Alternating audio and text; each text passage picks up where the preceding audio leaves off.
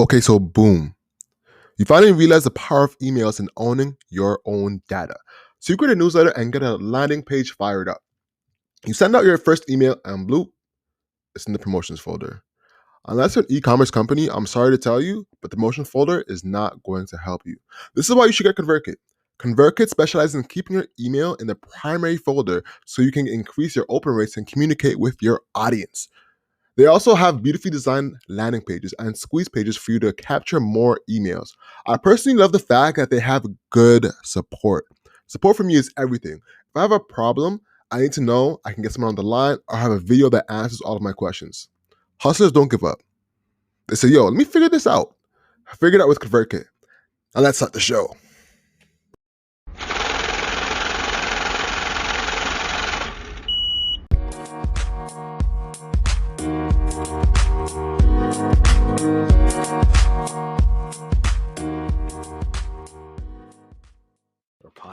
All right. Hello and welcome to Hustle Over Everything podcast. This is the podcast where we receive stories, tips, and strategies from entrepreneurs who've done it to help you grow your business and take yourself to the next level as a person. Later today, we have Lance Chung on the podcast. Lance is the editor-in-chief of Bay Street Bull, and he's also an influencer in his own right. He's worked at multiple media brands. So we're going to dive deep into that. And make sure you guys follow us at 24/7 Hustler on Instagram and 24/7 Hustlers on Twitter. And you can find Lance at Mr. Lance Chung on IG. Owen, bro, how you doing, fam? Man, I'm great. I'm inside. I'm locked up. They won't let me out. They Let won't me let me out. out. They won't let me. I'm locked up, bro. That's what we're doing right now. We're locked up in the house. But all in all, man, I'm very happy, very healthy. I'd have my happiness, my work, my family. Happy to have you with me on this journey, bro. I'm very blessed. I gotta give my appreciation to you as well. So that's what's going on, man. It's like another January that's Januarying as usual. Every January feels like it's prolonged for some reason. It feels like it never ends. I don't know what it is about this month, but this is the fastest January that I think we've endured in the past like 4 years. Don't you feel like that? Yeah, it definitely flew by. It definitely flew by, without a doubt. Without a doubt. But we got to get to the topics, man. Clubhouse, Clubhouse. bro. Talk to me about it. Okay, guys. So Alex has been trying to get me to get on Clubhouse for the past like 3 months. And I remember, I don't know if you guys remember, but we had an episode where on the wildcard episode when you're telling me like, hey, bro, Clubhouse, Clubhouse, Clubhouse. Then I have the iPhone. You don't have an iPhone. You have an Android. And I got on it and I just kind of felt like I just didn't see the use case of it.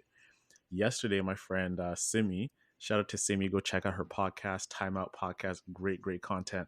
Simi invites me to this clubhouse, which has like a lot of black women. It was like a black room where we're talking about relationships, we're talking about business, we're talking about careers, and etc. And I was invited as a speaker, so I found myself really enjoying the platform just because I could chime in my 2 cents here and there, and I realized the power it has to building relationships. I got like maybe 4, 5, 6 new friends just from that whole thing, following me on Instagram and collaborating like that. And Simi, what she did was she created a timeout podcast group, which I found very fascinating. She has about 80 people in there.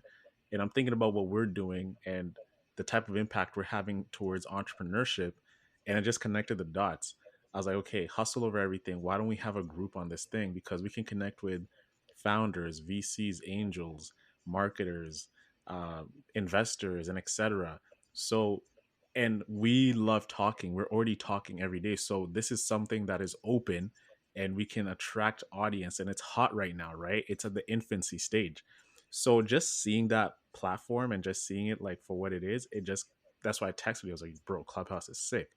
I think what I did wrong the last time is I didn't have an open mind towards it, just because I always feel like we get bombarded with so much technology and so many apps that I just didn't want to like dive into another one and learn a new platform when I still have to yet to master other different platforms like TikTok and etc.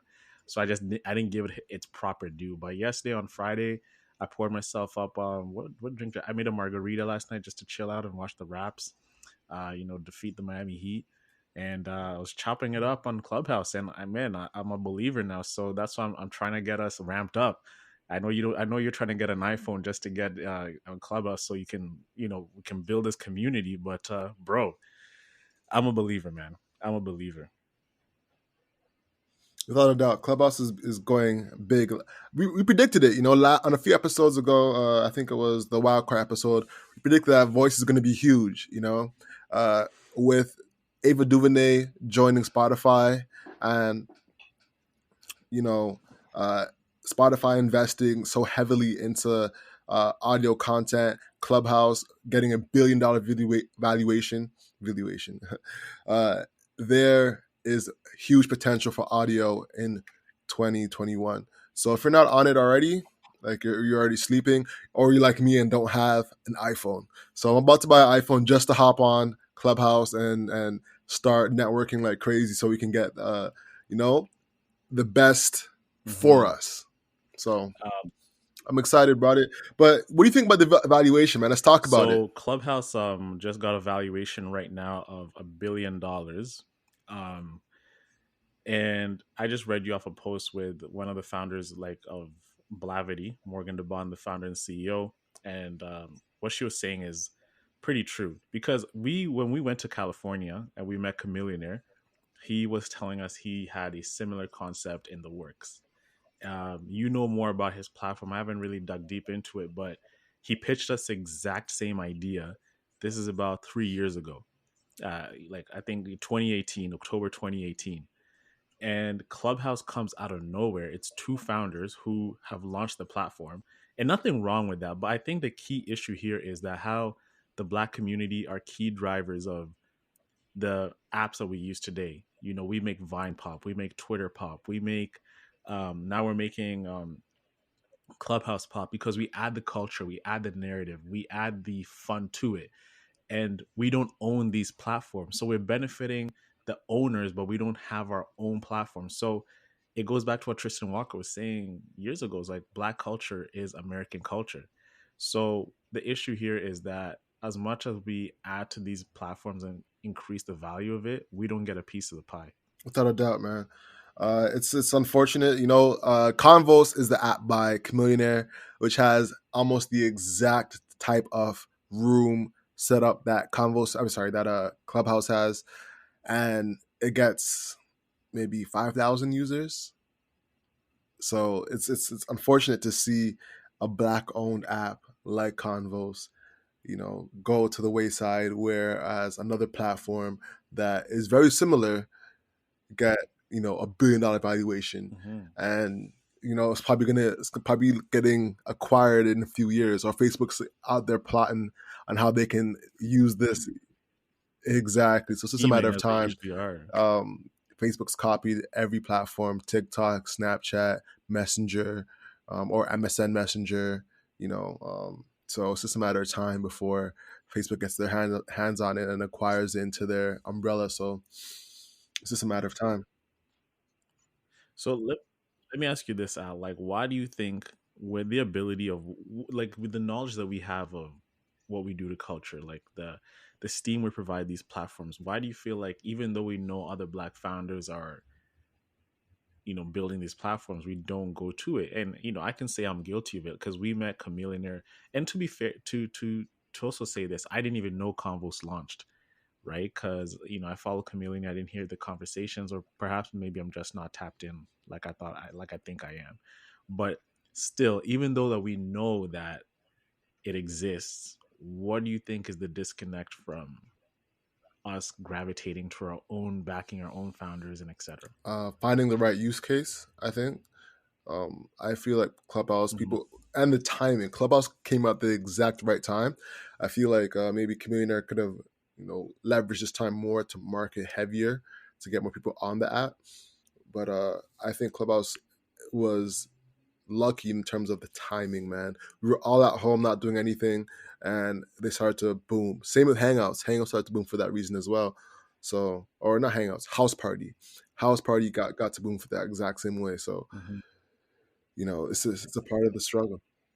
Mhm. Let me challenge you on that, right? You're saying timing, right? We've seen products launch this year that came out because we thought is the right time. One of them is Quibi, right? Quibi launched major banking, like hundreds of millions of dollars in financing, but they flopped. So is that really, is it timing is a thing here? Is timing matter, or is it like execution? Honestly, I think when it comes to this is that, like, there was a problem that people had with communication during this time that Clubhouse solved. Hmm. Quibi was Hmm. a product that was trying to be sold to an audience. So it's more of like Mm. having a problem and providing a solution versus having a product and selling it to a customer, or trying to find the customer. And I think that's kind of where Quibi went off, is Hmm. that they were just trying to like create. There was no one said, hey, I need 10-minute content from a big provider that's going to charge me the same as Netflix. No one really said that. I Yeah. never felt that, person that, hey, I need a new short form content that I'm paying for. If I want content that's short, I'll go to Hmm. YouTube. Plain and simple, and it's free.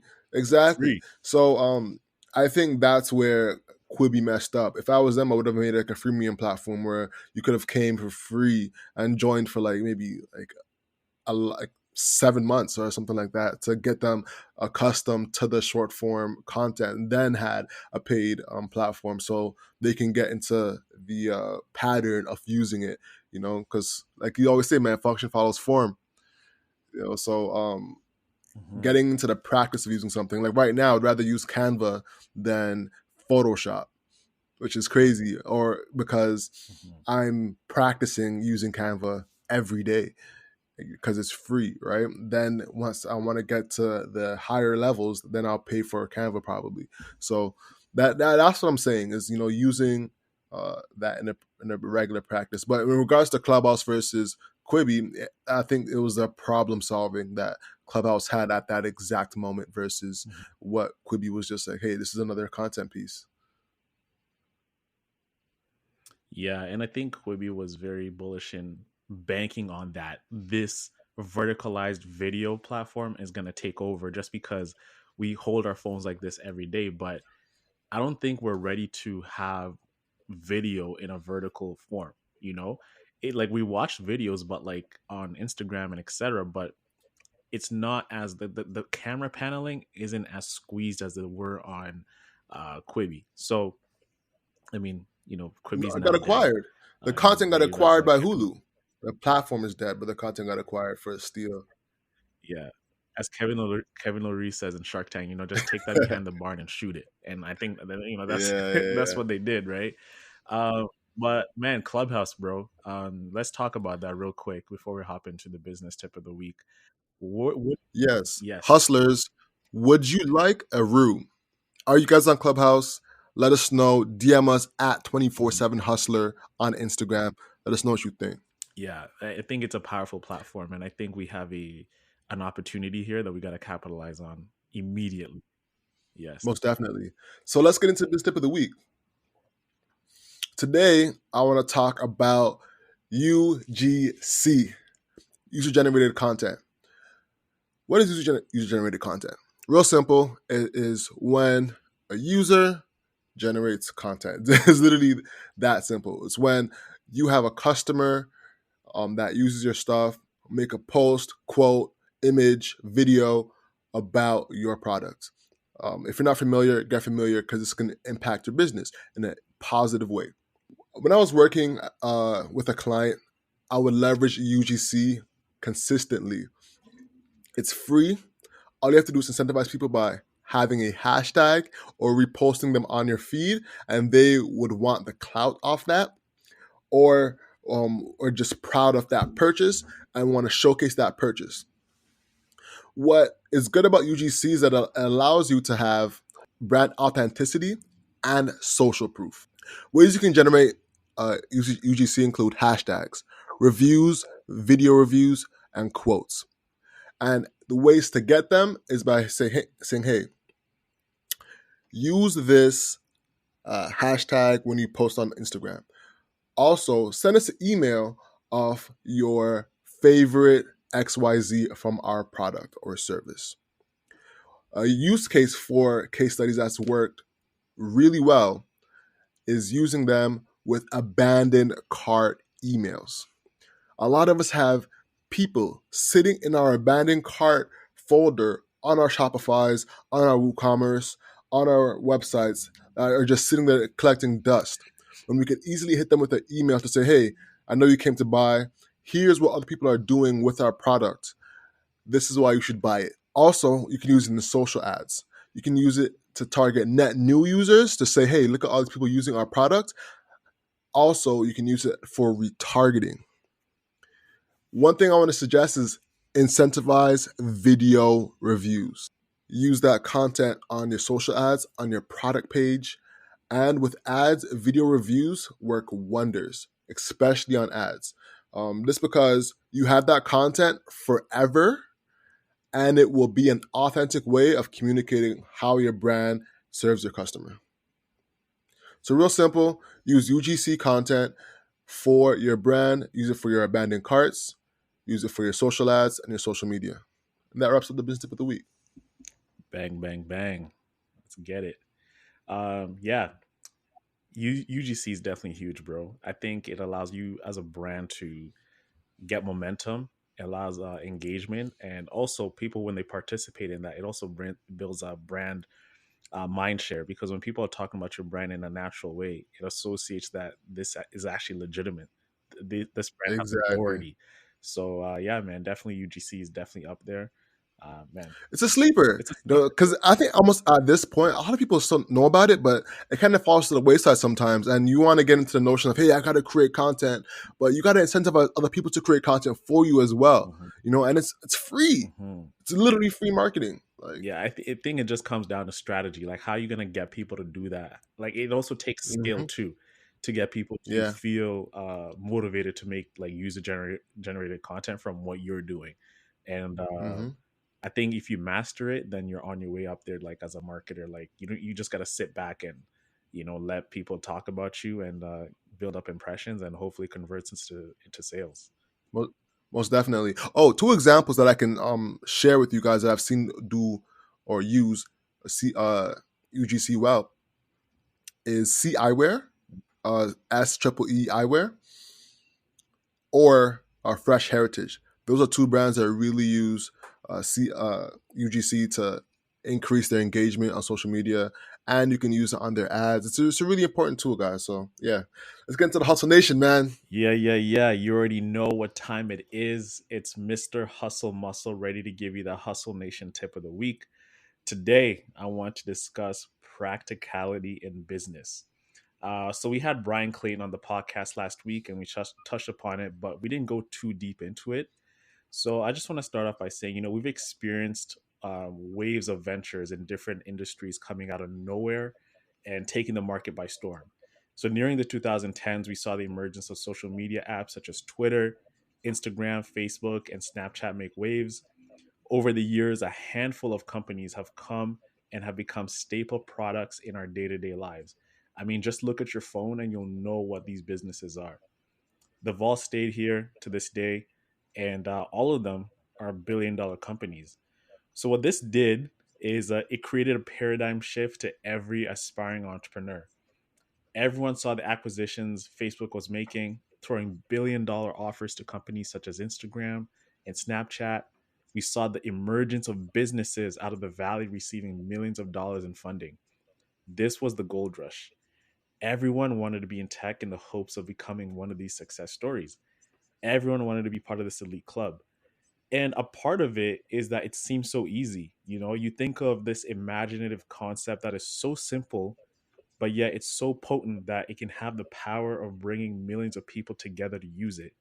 We saw incubators pop up all around the world, and everyone now was considering themselves a tech entrepreneur. Everyone was now a co founder of something. Tech became the new Hollywood, and everyone was chasing their big break. Startup words were formed to let people know you belonged and you knew what you're talking about. But I got to break it down here real quick. As a tech entrepreneur who's dabbled in tech, the harsh truth of the reality is that entrepreneurship is hard. One out of a million will have a shot of building a unicorn company. So when I talk about unicorn company, what I mean by unicorn is that these companies are up there in the upper echelon. These businesses transcend culture and everyone adjusts their lives to use them because they have made an impact on society. If you don't use these services, you feel like you're missing out. They change industries and turn old incumbents archaic. These are like generational businesses. The way you have generational talents in the NBA, such as LeBron James, is the same way you have generational businesses. And these are like the Airbnbs, the Slacks, the Ubers, the WhatsApps, and etc. Making it to that level is extremely hard. And if you're an entrepreneur, you've definitely thought about it. I personally have definitely thought about it like time and time again. Chasing this dream is welcome, but in my personal opinion, you're doing yourself a disservice. You'll spend such a long time trying to create the next Facebook or Uber for something else, a social media app for X. And at the end of the day, you're in business to make money and a profit. So practicality wins at the end of the day. The thing about these businesses is people create a concept with no business model in mind. They create these concepts which are absurd just to raise money with the hopes it sticks with the masses. These are some of the dangers of tech. Each day, someone discovers a new way of doing something, but the tech industry presents no blueprint to follow. Everyone is a ship without a rudder, hoping to find that island. So you have a way better chance of creating a business and having it, generate $5 million in revenue than chasing the goal of creating this big tech business to cash in on $1 billion. I'm not saying it can't be done. It definitely can. But the odds are so slim, you're better off creating a business with a viable business model from day one and working on acquiring customers every day who are willing to pay. The days of building an app and then getting funding because you have an app, just because you have an app, are over. Um, the Hustle Nation tip of the week is be practical and focus on building a business from day one with a proven business model and not just some airy concept that you think is cool in the hopes of having angel or VC money thrown out at you, in the hopes that you can become the next big Airbnb star or Dropbox from Y Combinator. And that is the Hustle Nation tip of the week, guys. Be practical with your businesses. Still think big, still think of out of the box, but don't chase the pipe dream of becoming the next X of certain industry because it's extremely hard and you'll spend a long time trying to get there. Be practical, choose a business model, get customers, and just put your head down and grind it out. And that is the Hustle Nation tip of the week. Amazing, man. Man, that was good. Now let's hop into our podcast with Lance Chung. Let's hop in there, bro. Let's go.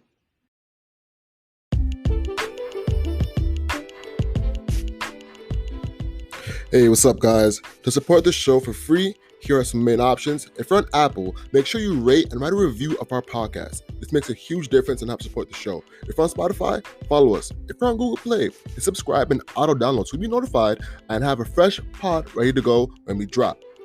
Lastly, make sure you share the podcast on Instagram or whichever social platform you use and tag us. On Twitter, we're at 24/7 Hustlers. On Instagram, we're at 24/7 Hustler. And on Facebook, we're Hustle Over Everything. And now, guys, gotta pay attention to this point. We just dropped a new newsletter. It's called The Underrated. It's a weekly newsletter that breaks down untold stories that highlight game-changing business strategies that shape our sports, music, and culture. It drops once a week on Mondays, early in the morning, to prep you for the week. So subscribe to that, and we'll see you in the pod.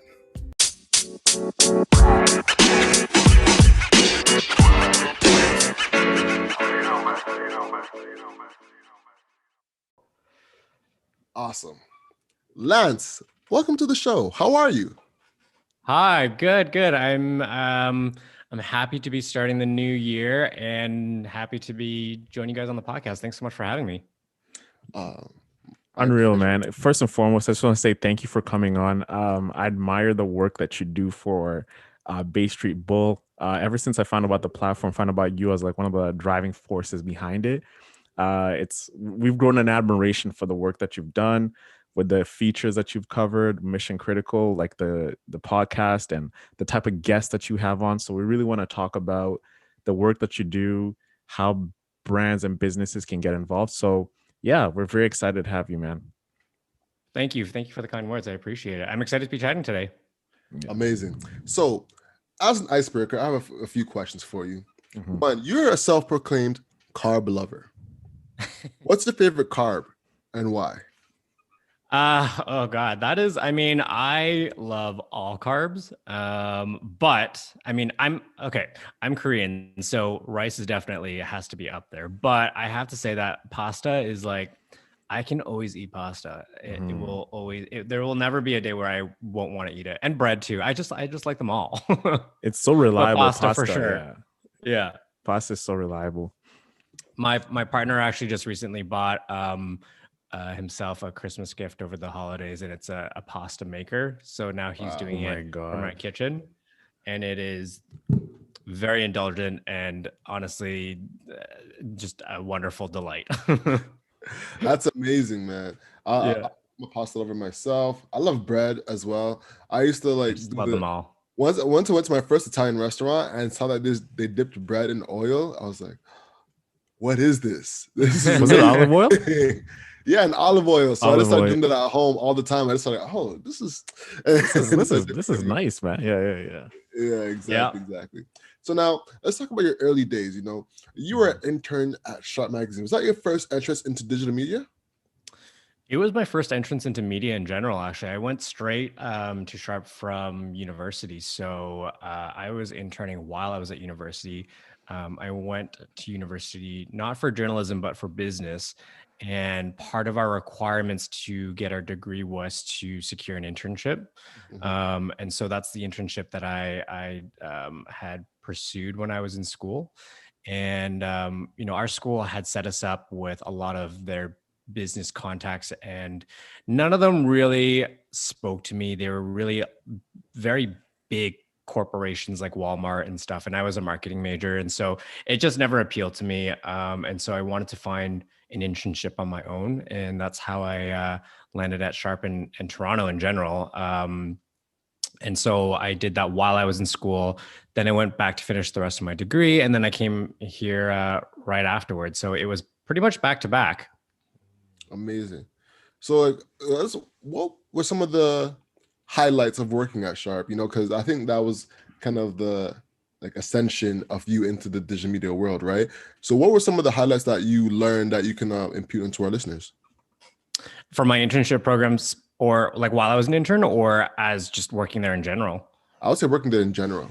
After you got there, after you landed the position there, what were some of the things you learned at Sharp that really structured the way you approach media today? Yeah, I mean, I think it was obviously it was my first experience working for a media company in general. And so I learned a lot from my experience working there, and everything from, working with publicists to understanding the editorial planning process, social media. I mean, at that time, and I'm dating myself a little bit, but like at that time, social media was just starting to be used as a business tool. And so part of my internship requirements was that I had to write a research paper on a topic that would be of use to the internship company, or to the company that I was interning for. And so I did that on social media because that was like the early days of Instagram and Twitter, and really when businesses were starting to leverage those social media platforms as a business tool. And so I learned a lot there about, building community and just, yeah, I mean, everything from top to bottom, just in terms of how a small media company functions.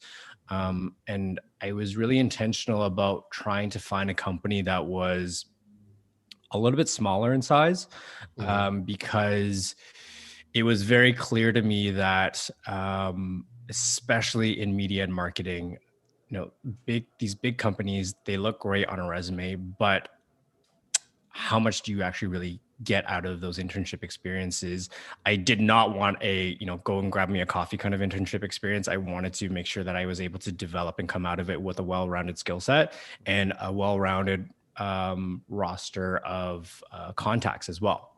So I learned a lot from that experience. And obviously that was, Sharp specializes in fashion and luxury lifestyle. And so it was really a good master class in understanding your community and understanding your brand. And it was really an extension of my marketing degree, because it's, these are all things that I learned in school that I was able to put into practice.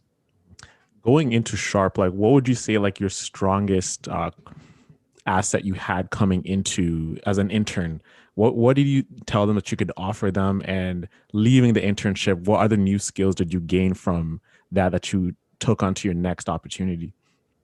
I don't know if I offered a ton of stuff while I was an intern, to be Yeah. honest. But as I said, like, my research paper was on social media. And at that time, there weren't a lot of companies that were, or there, that was just something that companies were just starting to embrace. Yeah. And so maybe that was kind of where I was able to be of use in that, that's the reason why I was hired back, was to help handle their social media at the beginning. Yes. And so I wrote the research paper from my internship. I was able to provide a business case for using social media. Obviously, nowadays you can't launch a brand or a business without having a social media presence. But back then it wasn't always that obvious. And so creating a business case for it, and understanding the ability to, cultivate communities and your voice was something that maybe I was able to offer that they didn't have anyone assigned to at that time. Most definitely. And I'm curious, how did you correlate social media to magazine sales? That must have been a challenge back then without the social proof of the past. Because I know in corporate, they're always looking at past data. Hey, what's a year on year on X, Y, and Z, right? So what were some of the ways you correlated value when you were just starting there? And how do you correlate value today? Do you still look at metrics? And that'll be part two, but I would love to hear your answer to the first part.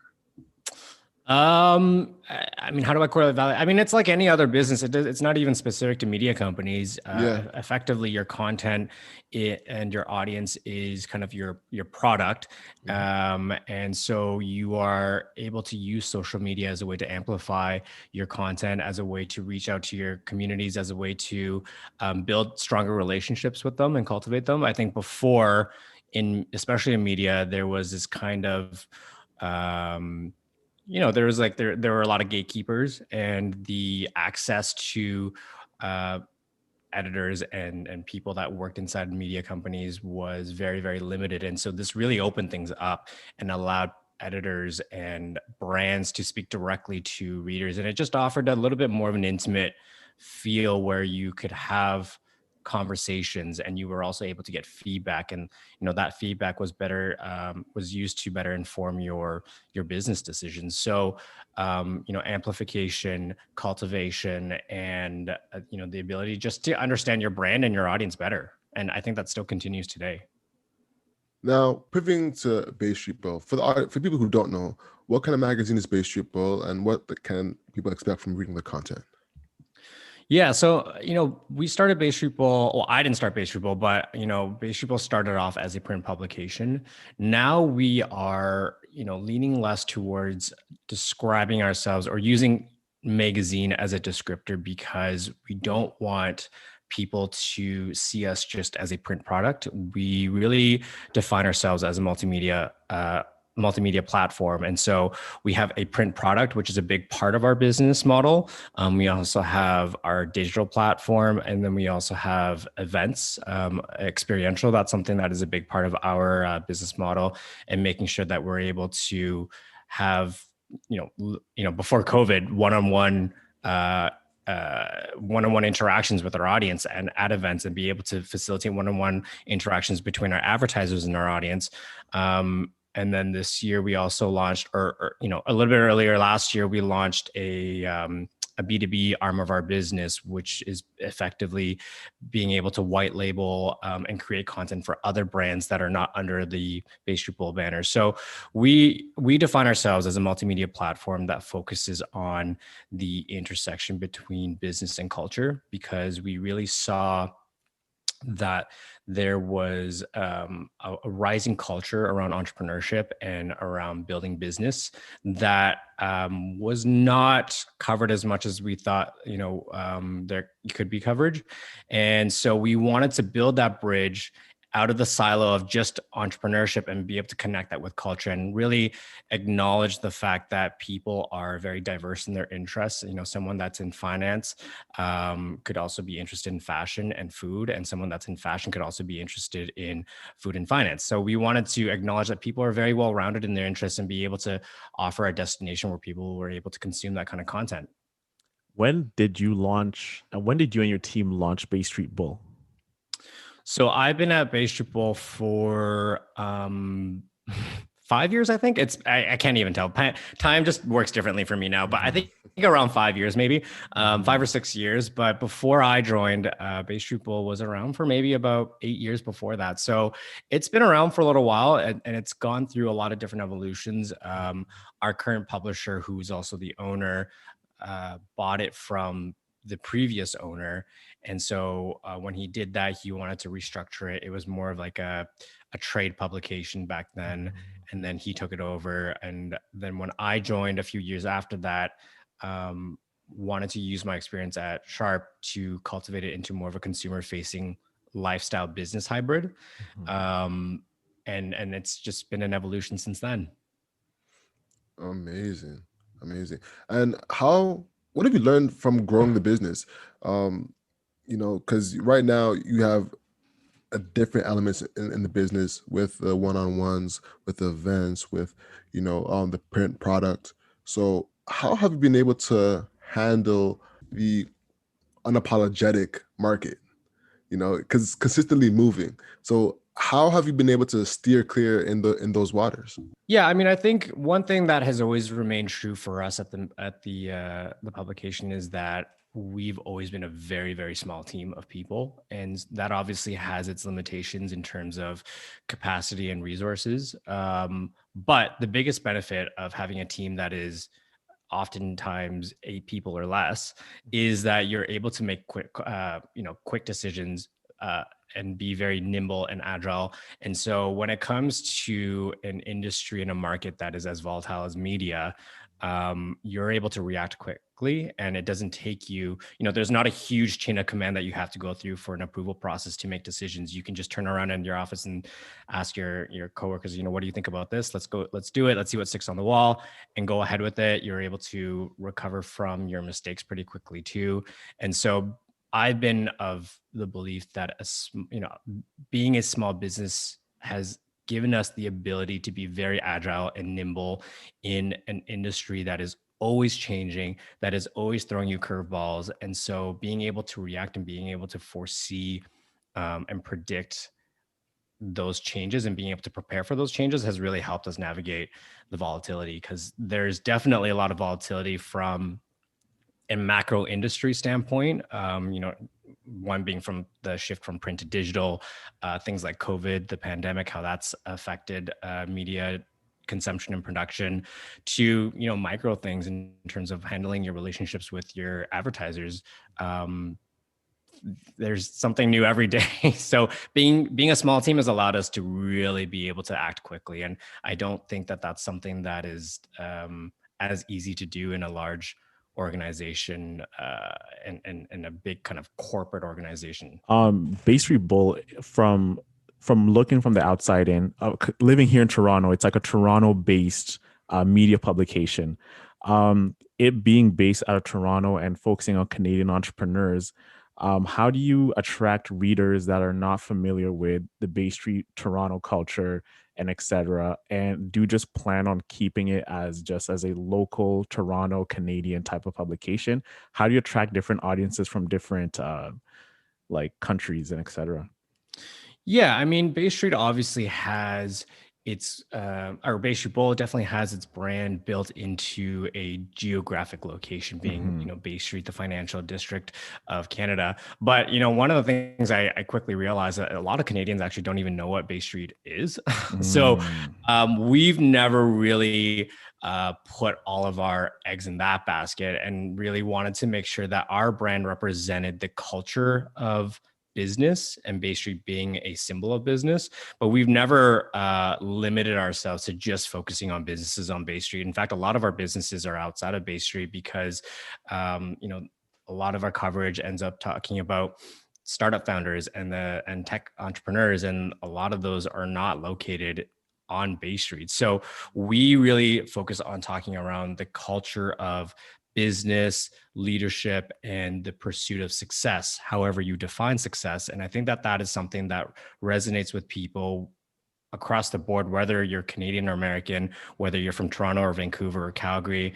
And we want to make sure that we are very inclusive in our coverage and making sure that it's not just Toronto businesses that are being covered. We have distribution outside of Toronto. We have distribution across Canada. And so we need to make sure that we're recognizing and acknowledging our audience outside of Toronto, and also just not contributing to the stereotype that Torontonians are self-obsessed and that's, it's Toronto versus the world. So we want to, and as a person that did not grow up in Toronto, that is very important to me. And so I think those geographic boundaries are less defined, and really the core of it is talking about everyone's journey to achieving success and how they define success. And so one of our mandates is really to highlight Canadian businesses, but not for the sake of doing so. We want to highlight Canadian businesses because they're some of the best businesses in the world. And so we also have American businesses that we featured. We had Ariana Huffington on our most recent cover. We had Whitney Wolf Heard from Bumble, Gary Vaynerchuk. So we've had a lot of American entrepreneurs, but we always want to come back to, focusing on Canadian success stories because they're some of the best ones in the world, and because there aren't enough people talking about Canadian businesses in the bigger picture. Most definitely. Hold on, I just gotta address that real quick. So there's a stereotype of Torontonians being a self-obsessed. They call it like we got a screw face mentality, bro. Well, that's something different, because that's more like being standoffish. But being self-obsessed is a bit different. I didn't know that Toronto had that stereotype. No, you didn't. Well, I mean, maybe that speaks to, did you grow up in Toronto? Maybe that speaks to growing up in Toronto. Shout out Scarborough. Yeah, I mean, I think for people that live outside of Toronto, certainly when I was growing up, I grew up in Alberta, but I think it was just like, there was this idea that Torontonians were just obsessed with themselves, or only cared about themselves, and they were the center of the universe, basically, But I don't know if that's necessarily the case anymore. I mean, I've lived in Toronto for almost 10 years, so maybe my perspective has been skewed a little bit, but yeah. Oh, I didn't know that. Okay, cool. What I find interesting with, the new landscape of media is working with brands now, because it's hard to, not hard, but you got to be a lot more creative, I feel, in the collaboration process and delivering value. How have you found that brands are receiving value in your experience working with brands through your own influencer campaigns with Mr. Lance Chung on your Instagram account, or on the Bay Street Bull, or with the Glory Media? Yeah, I mean, every brand defines, I guess, value in different ways. For us as a company, we really want to make sure that, because we're a small company, relationships and solidifying very strong relationships are extremely important. I think being able to build those long-term relationships have been probably, it's one of the biggest reasons that we've been able to see any kind of success in cultivating relationships. So I think it depends. I mean, from a strict advertiser perspective, being able to deliver on what they're trying to, what they're trying to deliver on is important. You obviously want to get the right audience in front of their brand, whether that's a luxury brand, or whether that's a timepiece consumer, or a scotch drinker, or a car enthusiast. You want to be able to make sure that you're able to deliver the right audience for them and be able to help them grow their audience. But outside of that, I think it's really about making sure that you are communicating with your brands, being authentic and being sincere, and just, I think, making sure that every conversation you have with them is not sales-based or revenue-based. You want to build a relationship that is two ways and make sure that everyone's happy. And for us, offering to, if it's an American advertiser, offering to provide any insight into the market that they may not have, because they don't have any boots on the ground here. So if they're opening up a new store, offering advice in terms of, okay, if you need any intel on what's an area that you should consider opening up a store and what's not a good area that you should consider opening up. That's something. Connecting people with other leaders or decision makers in the community, just being of value to an advertiser or a brand is really important, and making sure that not every single conversation is sales based, because that'll get old and it'll just feel very transactional, and that's not how you build a relationship, not a long-term one at least. So like, for example, like new brands, I mean, smaller businesses who are coming into the mix, they want to approach let's say a fashion brand or like a liquor brand. They want to partner with these different, and you're talking about building a relationship, a long-term relationship. For small brands, small businesses looking to cultivate that relationship, there's a sort of timeline they have to, they have an objective at the end of the day is to partner with them. What are some relationship cultivating techniques that you could tell our audience? You're a small company, you want to approach a big brand to work with. What are some methods and techniques to go on about building a relationship the right way when you don't really have time on your hands because you do have a business to build out? What has worked for you, and building that relationship with brands that might not be in Toronto, that might be outside of Canada? How do you cultivate that relationship and nurture it where you can actually drive it towards making that sale and getting that partnership? Yeah, I mean, I think one of the biggest mistakes that people make when it comes to building relationships, whether or not that is with a brand and a media company, or an intern with an editor, or applying for a job, I think the biggest mistake is that people often try to showcase their best qualities and why they think that they're a good fit for a company, or why they think that their media brand is a good fit for the brand.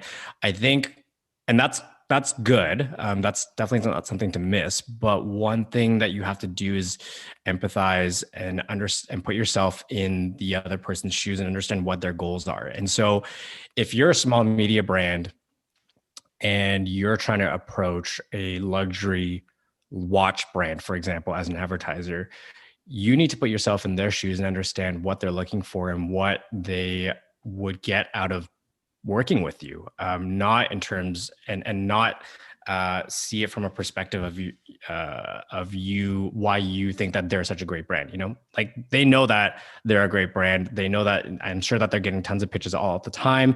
And so you need to be able to identify what it is that they're looking for and be able to communicate why you're able to deliver that.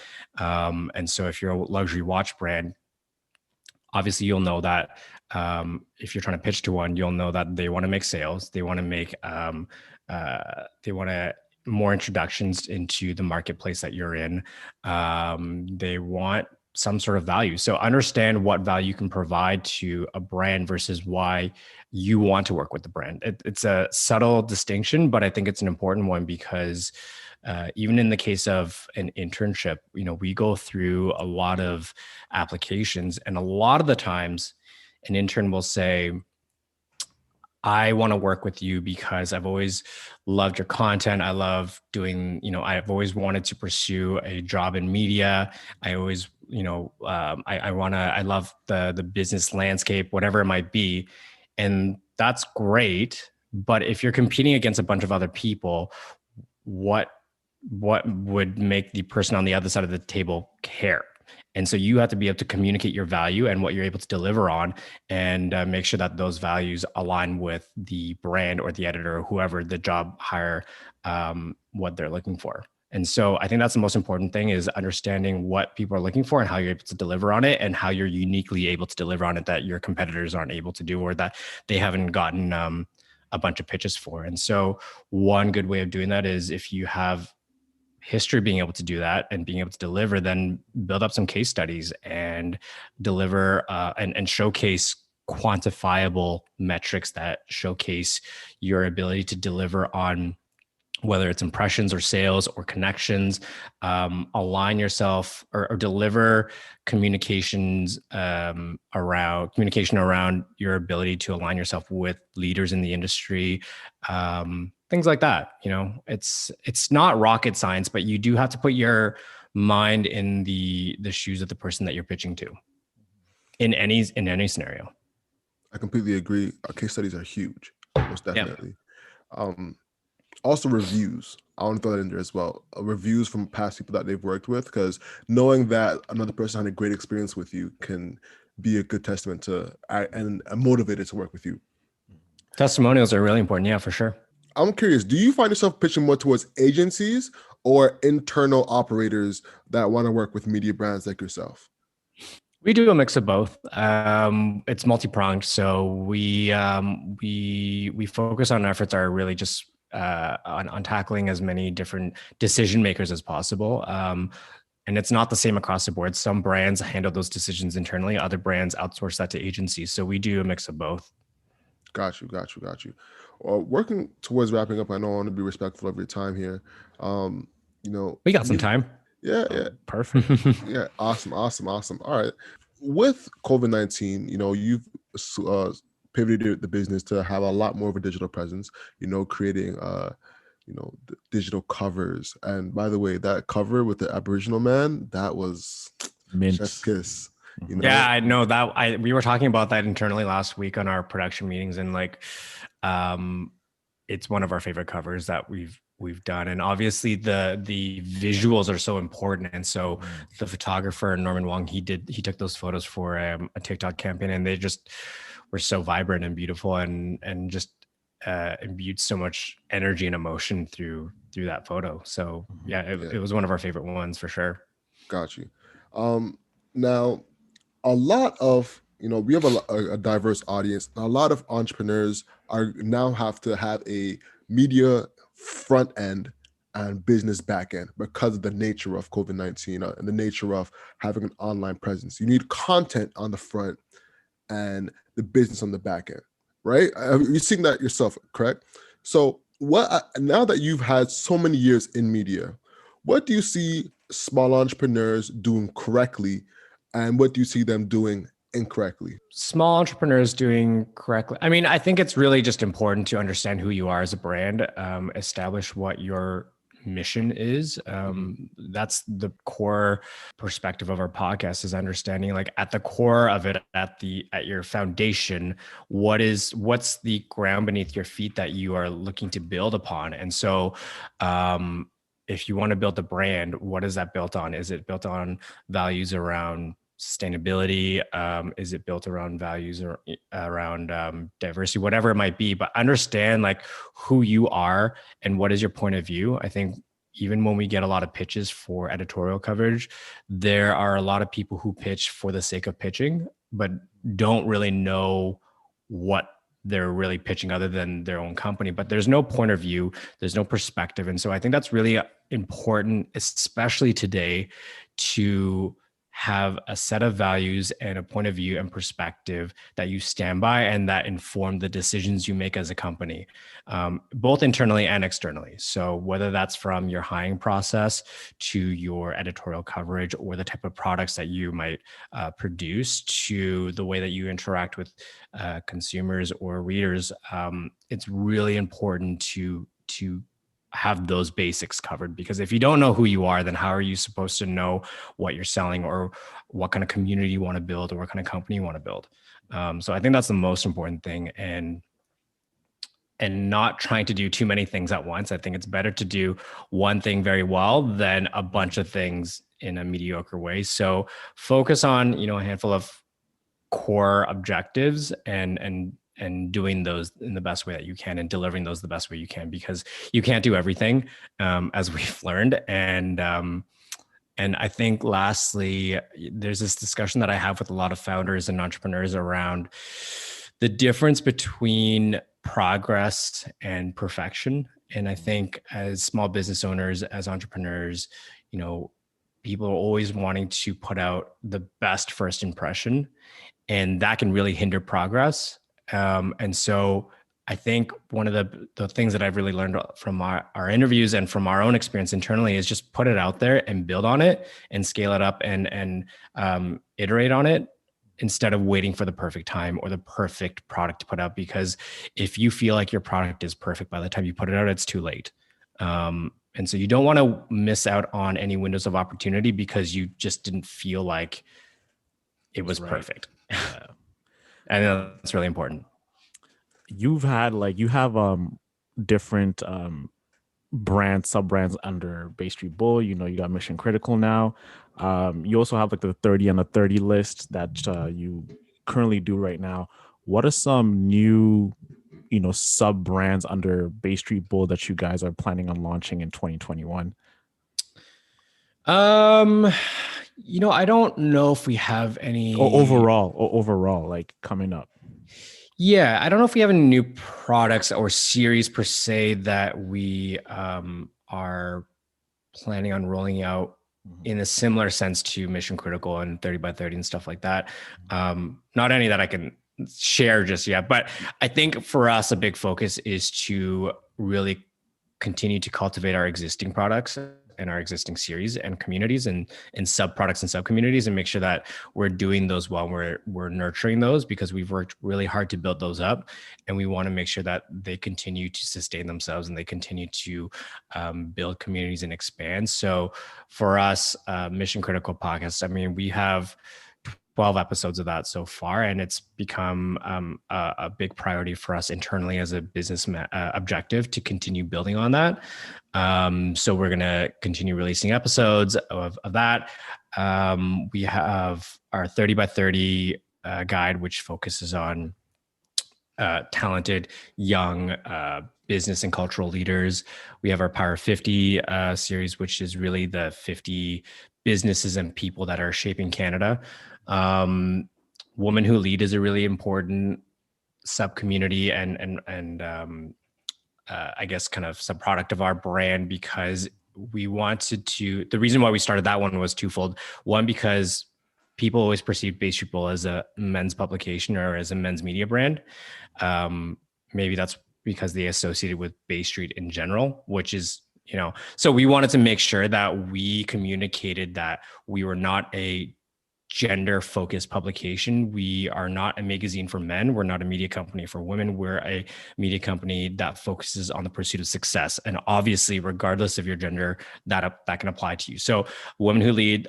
With that being said, we do want to acknowledge that women are disproportionately represented in business, that women do not have the same experiences as men in business. And there's a lot of work that still needs to be done there. So we created Women Who Lead because we wanted to give more space to talk about and celebrate female entrepreneurs and leaders. So that's a really important series for us. It's a weekly series online, and it's also an entire issue that we dedicate in the fall towards celebrating stories around female entrepreneurship and success. And then one of our most recent ones is How I Did It. So we've done 2 guides on that so far, and it's just kind of a end of year wrap up on how various entrepreneurs or businesses have surpassed a significant milestone and are impacting communities. So those are our sub brands for now, and we're looking to build, but we don't want to bite off more than we can chew. We don't want to do something unless we can do it well and being able to nurture it. And, as I said, we're a small company, so we only have so much capacity. We have 6 people, I think, on our team right now, 6 or 7. So there's only so much we can do as well. It's a capacity issue. There's a lot that we want to do. But at the end of the day, you can't have one person handling a million things, and you can't prioritize everything because then nothing becomes a priority. So it's understanding your pace and cadence as well. Yeah, I definitely think that you have a lot to chew right now. You got a lot you're chewing. Yeah. One thing I actually wanted to highlight, and just to give you kudos, is that you've taken it upon yourself as a company to highlight Black-owned businesses as well. Could you shed some light on the decision to highlight all these companies that you've done? Because I know, like, I saw Spencer Badu, shout out to Spencer, he was on the podcast as well. Also, Carlin Purcell, a Makeup for Melanin Women as well, or Melanin Girls, I believe, MFMG, who's also on the podcast. So Rebecca, yeah. I would love to get your insight into the decisions that you made there, because it was definitely intentional, and I would love to hear more. Yeah, I mean, you're absolutely right. It is a very much an intentional, conscious part of our decision-making process. For me, I'm the majority of our team consists of people of color. And so we really wanted to make sure, from the beginning, one of our core pillars and mandate is to make sure that we're highlighting diverse stories around success and making sure that stories around success, make sure that we are showcasing the fact that there's more than one face to success. And so as a team that consists mostly of people of color, that's always been a very, very important mandate of ours.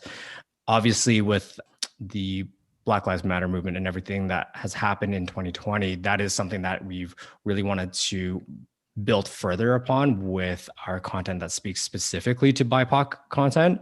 And so, yeah, I mean, we want to make sure that we're highlighting stories around, Black business excellence, around people who are working in business and in culture, and making sure that we're also consulting with people in the community to make sure that we understand what's happening on the ground too. We have our hands in a lot of different buckets because we focus on a lot of different topics from lifestyle to tech and business, and we can't always be the experts on everything. From tech coverage, we look to institutions and organizations like Mars and Ryerson DMZ to understand, and consult them to understand what are the companies that we should consider looking at. And so in the same way for BIPOC focused businesses and individuals, we want to make sure that we're consulting with other leaders in the community. We've spoken with Wes Hall, who is also, great. We've done a lot of interviews with Masai, and just that was my favorite, Lance. That was my favorite. I'm a huge fan of Masai. I mean, he's just incredible in general, and so and just making sure that we are very conscious. I think it's easy to get caught up in the day-to-day things, and I think it goes back to understanding what your values and your mission and what your mission is, because that should be what informs your decisions, big and small. And so when we're thinking about our covers, it's very, very conscious internally that we make sure that our print covers across the board feature a diversity across gender and across people of color and everything. So we want to make sure that, not every cover that we put out is a straight white man. We want to make sure that we have women there, that we have women of color, that we have, men who are people of color too, that people that can talk to different experiences along their pursuit of success. And so, yeah, I don't know if I answered your question, but that is basically, it is a very conscious thing. And we're very conscious of, when we're receiving editorial pitches and when we're reviewing our content calendars that we are representing, all the communities that we can, especially BIPOC communities. And, we can definitely do more. What we just recently did actually was on our website, we carved out a specific section at the top of our website that says BIPOC, just to allow our users ease of access and navigation towards that specific content. And so we just want to not only make that content more accessible and more easier to find, but also just increase our coverage around it too. So there's always more work that we can do. One thing you brought up that was very interesting you brought up several times actually, was the art of the pitch and pitching you correctly, right? So let's run through this real quick, because we're about to start pitching brands. We're about to start pitching publications.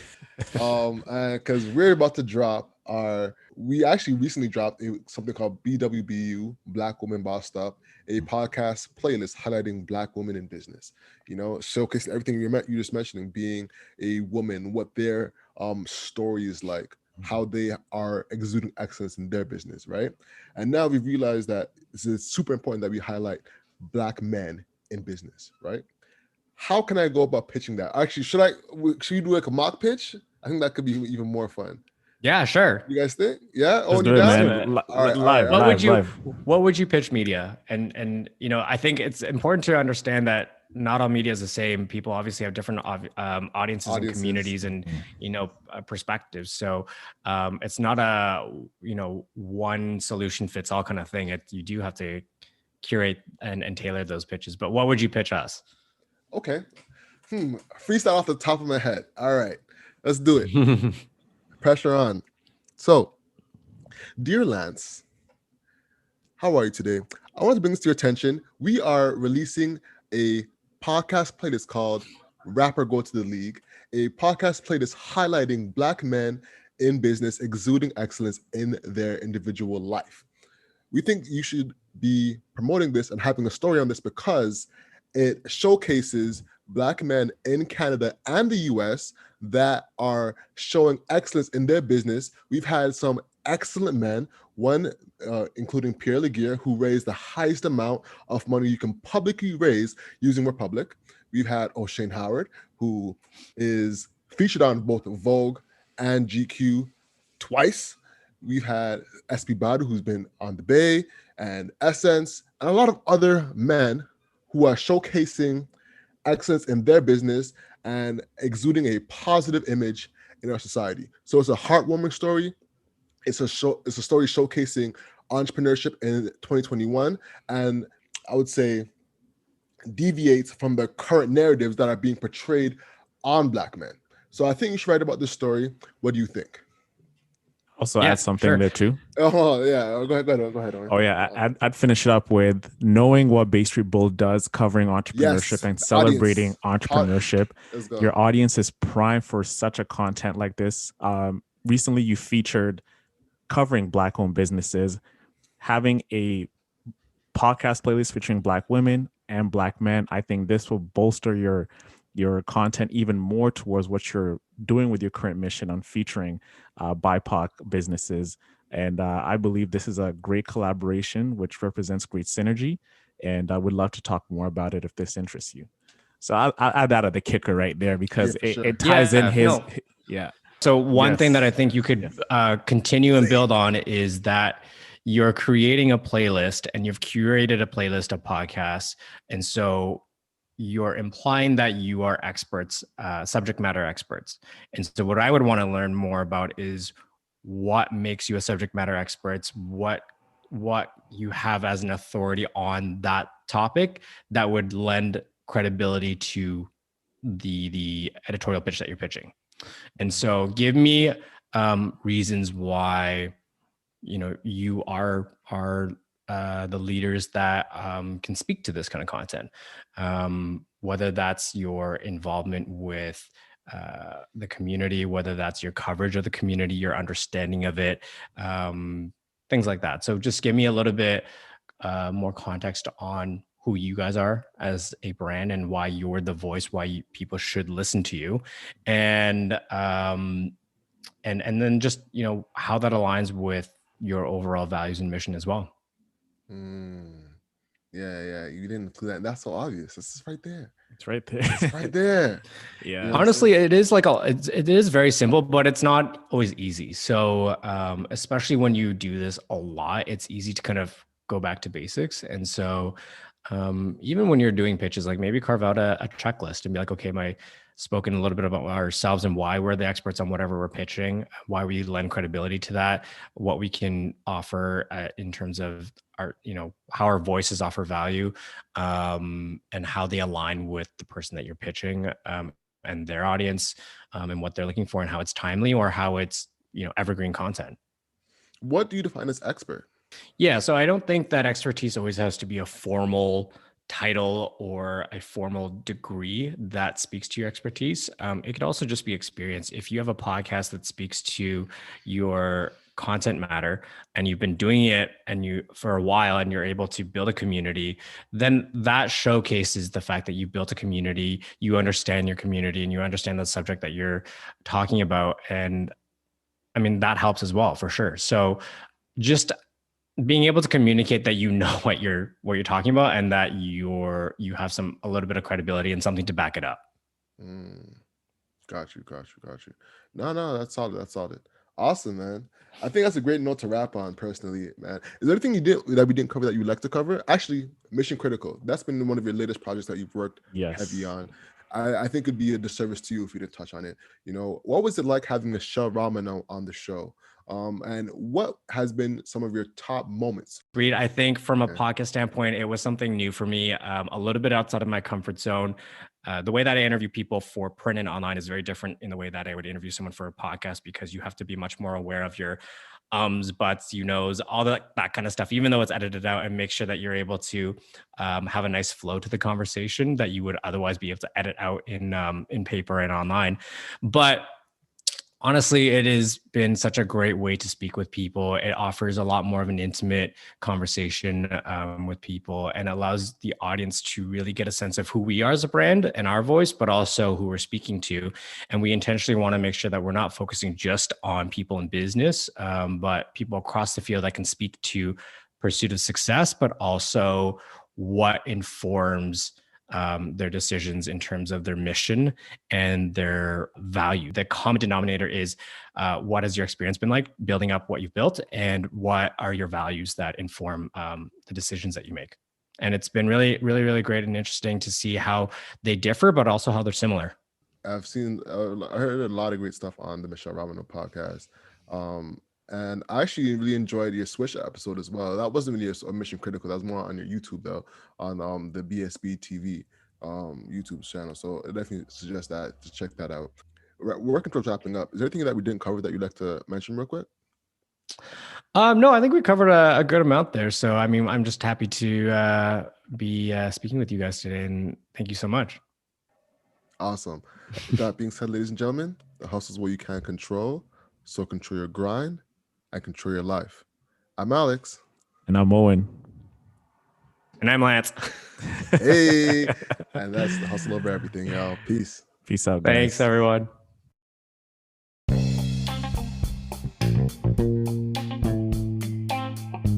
Thank you so much for listening. The conversation continues on our Instagram at 24/7hustler. We post very frequently. And be sure to check out our merch at hustleovereverything.co. We have some amazing sweaters, hats, mugs, and a lot more. Lastly, our Proud to Pay program is linked in the description below. Thank you so much for your support. Talk to you next Monday. Peace.